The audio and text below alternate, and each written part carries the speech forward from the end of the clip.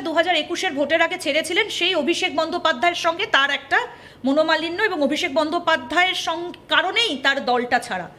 তখনও কি কোথাও গিয়ে এই বিষয়টা সামনে আসেনি যে অভিষেক বন্দ্যোপাধ্যায়কে বেশি প্রশ্রয় দিতে গিয়ে শুভেন্দু অধিকারীর মতন একজন মানুষ বেরিয়ে গেলেন? শুভেন্দু অধিকারী যেভাবে দক্ষতার সাথে তৃণমূল কংগ্রেসের যুব সংগঠনটাকে নিয়ে গিয়েছিলেন এবং 2011-য় যে পরিবর্তন, সেই পরিবর্তনের অন্যতম কাণ্ডারি ছিলেন শুভেন্দুবাবু, অস্বীকার করার জায়গা নেই। আজকে সিঙ্গুর নন্দীগ্রাম না ঘটলে আজকে এই পরিবর্তন হতো কিনা আমরা এখনও কিন্তু একটা বড় কোশ্চেন মার্ক। এবং নন্দীগ্রাম মাইনাস শুভেন্দু অধিকারী, শিশির অধিকারী দুঃস্বপ্নেও ভাবা যায় না।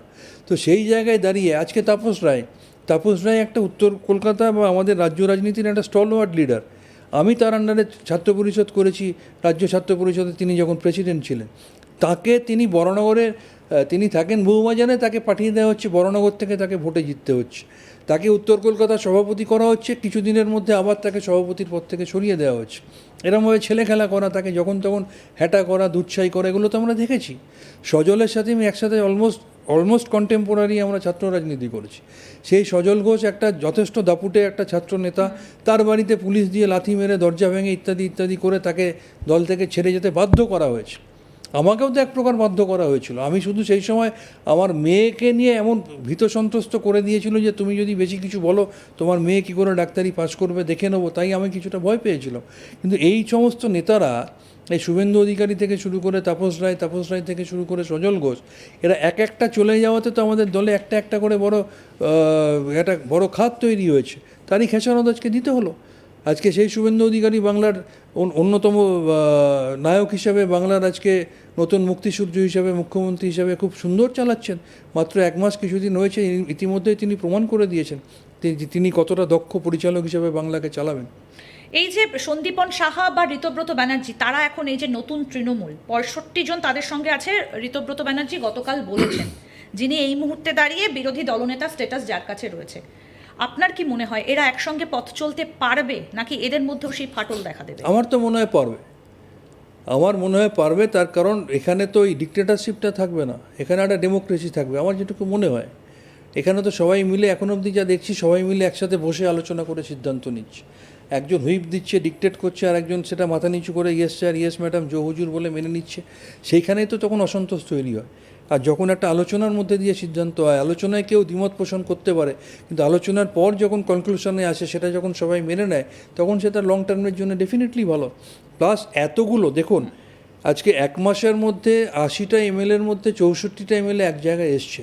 সুতরাং দেয়ার মাস্ট বি সামথিং। কেউ তো আর বাচ্চা নয়, কেউ তো স্কুল থেকে এসে এমএলএ হয়নি। তার মধ্যে অনেকেই আছে যারা 2বার 3বার 4বারের এমএলএ, অনেকে আছে তারা মন্ত্রী থেকেছে, অনেকে আছে তারা দলের বিভিন্ন বড় পদে থেকেছে। সুতরাং তাদের প্রত্যেকের একটা অভিজ্ঞতা আছে।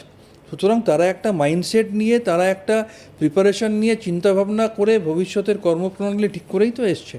আবেগে একদিনে ওই ক্লাবে কফি হাউসে চা খাওয়ার মতো করে তো একদিন আসেনি। আজকে যদি দলটা বিধানসভায় জিততো, তাহলে এই ভিলেন অভিষেক ব্যানার্জি কি হিরো হয়ে যেতেন? দলটা জিতলে ডিক্টেটরশিপ থাকতো, তখন আবার সবাই মিলে চুপ করে সহ্য করতে হতো। কেউ কিছু ক্ষমতার লোভে সহ্য করতো, কেউ ভয়ে সহ্য করতো, ডিক্টেটরশিপ আরও বেশি করে চলতো। এবং এই এসপি দাসের মতো ডিফ্যাক্টো যারা হেলথ মিনিস্টার, তারা আরও মাথাচাড়া দিত।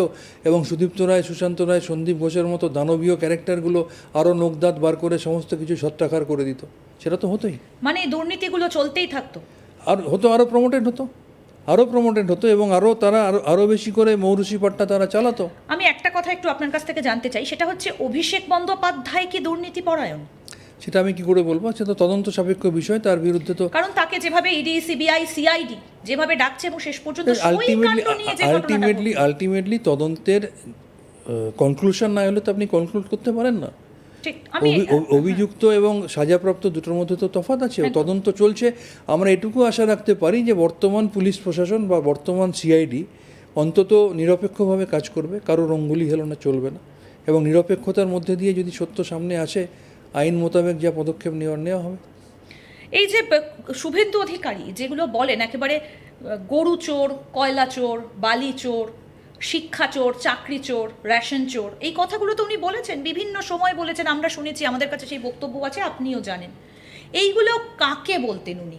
মমতা বন্দ্যোপাধ্যায়কে না অভিষেক বন্দ্যোপাধ্যায়কে, টার্গেটটা কি? তো বিভিন্ন ক্ষেত্রে বিভিন্ন জনকে টার্গেট করতেন, যেমন যারা যারা যে যে ক্ষেত্রে যুক্ত, রেশন কাণ্ডে কেউ যুক্ত ছিল, গরু পাচারে হয়তো কাউকে টার্গেট করতেন, কয়লা পাচারে হয়তো কাউকে টার্গেট করতেন, শিক্ষার ক্ষেত্রে চাকরি বিক্রি করতে কাউকে টার্গেট করতেন, এবং আলটিমেটলি একটা ঘরের একটা যৌথ পরিবারের বিভিন্ন সদস্যকে টার্গেট করতে করতে আলটিমেটলি টার্গেটটা তো মাথার দিকেই যায়। আমি এই প্রশ্নটা কেন করলাম জানেন? কারণ এখন যারা কথা বলছেন, যারা অভিযোগ করছেন, তারা কিন্তু কেউ মমতা বন্দ্যোপাধ্যায়ের দিকে আঙুলটা তুলছেন না। ঋতব্রত রায় বলুন আর সুদীপ বন্দ্যোপাধ্যায়দের টিমটাই বলুন, প্রত্যেকেই বলছেন যে মাথার ওপর মমতা বন্দ্যোপাধ্যায় থাকুন, উপদেষ্টা মমতা বন্দ্যোপাধ্যায় থাকুন।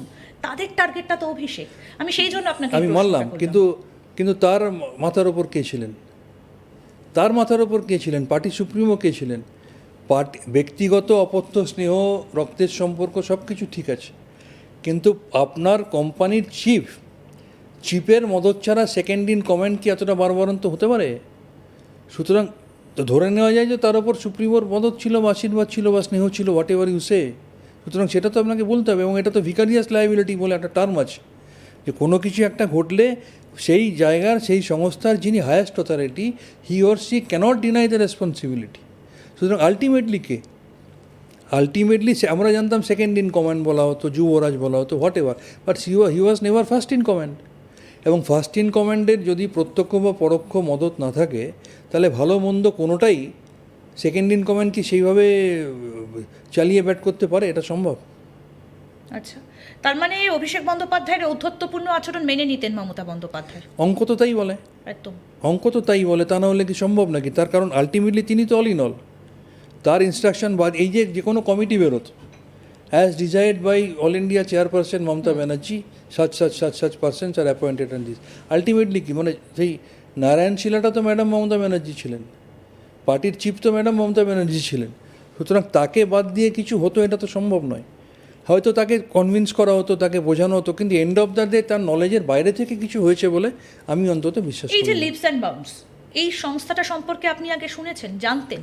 শুনেছি, যেটুকু সাধারণ পাবলিক যেরকম শুনেছে আমিও সেরকম শুনেছি। এই যে কালীঘাটের কাকু, তার এই যে কণ্ঠস্বরের নমুনা, তার এই যে বক্তব্য ভাইরাল হয়ে যাওয়া, এবং তিনি ডিরেক্টর, এত এত টাকার মালিক। দেখুন, একটা কোম্পানি লিপস অ্যান্ড বাউন্স আপনিও যেরকম শুনেছেন আমিও শুনেছি। নিশ্চিত করে আমার রাজনৈতিক পরিসরে যাতায়াতটা আপনার থেকে কয়েক লক্ষ গুণ বেশি ছিল, বা কালীঘাটে যাতায়াত বেশি ছিল, আপনিও যেরকম শুনেছেন আমি তার থেকে হয়তো বেশি শুনেছি। কিন্তু সেটা কি, যেহেতু সেটা রাজনৈতিক পরিসরের মধ্যে পড়ে না, সেটা আমার জানার কথাও না বা জানতে চাইও নি।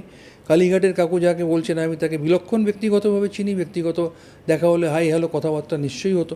তার বাইরে, রাজনৈতিক পরিসরের বাইরে তিনি কি করতেন, সেখানে কে যুক্ত, সেখানে কী ধরনের কাজ হতো, নৈতিক কাজ হতো কি অনৈতিক কাজ হতো, কিন্তু বা তার কোনো রাজনৈতিক পরিচয় কি আপনি পেয়েছেন কখনো এই কালীঘাটের কাকু? না, আমি তাকে ওই অফিসে দেখেছি, তাকে ওই অফিসের আশেপাশে দেখেছি, ওই অফিসে দেখেছি। তিনি দেখা হলে ডাক্তারবাবু কেমন আছেন, কি কেমন চলছে, এই সব কথাবার্তা হতো। এর বাইরে উনি খুব বেশি ডাইরেক্টলি